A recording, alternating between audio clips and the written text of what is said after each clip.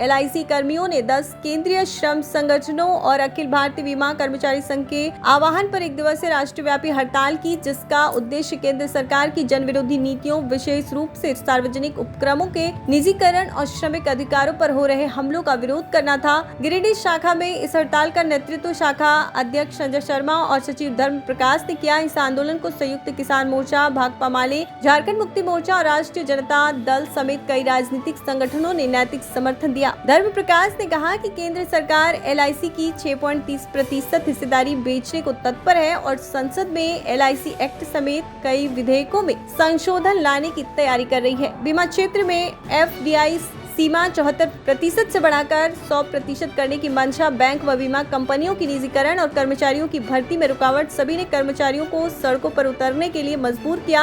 LIC में वर्ग 3 और 4 की रिक्तियों को भरने की मांग, न्यूनतम वेतन 26,000 तय करने, पुरानी पेंशन नीति बहाली और 4 श्रम कोड समाप्त कर 24 पुराने कानूनों को लागू करने जैसी प्रमुख मांगे इस हड़ताल में उठाई गई। कार्यक्रम में अनुराग मुर्मू, प्रवीण कुमार हंसदा, विजय कुमार, कुमकुम वर्मा, उमानाथ झा, श्वेता कुमारी, अंशु कुमारी, सहिता सरकार, डेनियल मरांडी, माहेश्वरी वर्मा सहित कई कर्मचारी शामिल रहे।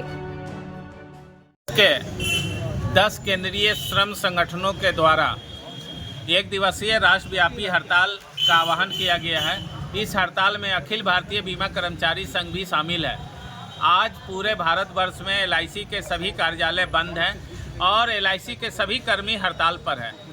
इस हड़ताल के माध्यम से हम लोग केंद्र सरकार से मांग कर रहे हैं कि देश में जो बेतहाशा महंगाई बढ़ रही है उसे अविलंब रोक लगाया जाए।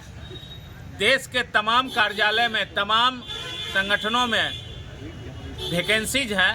हम सरकार से मांग करते हैं कि उन तमाम रिक्त पदों पर परमानेंट रिक्रूटमेंट किया जाए और जो इस देश में संविदा पर बहाली की जा रही है उस पर अविलंब रोक लगाया जाए।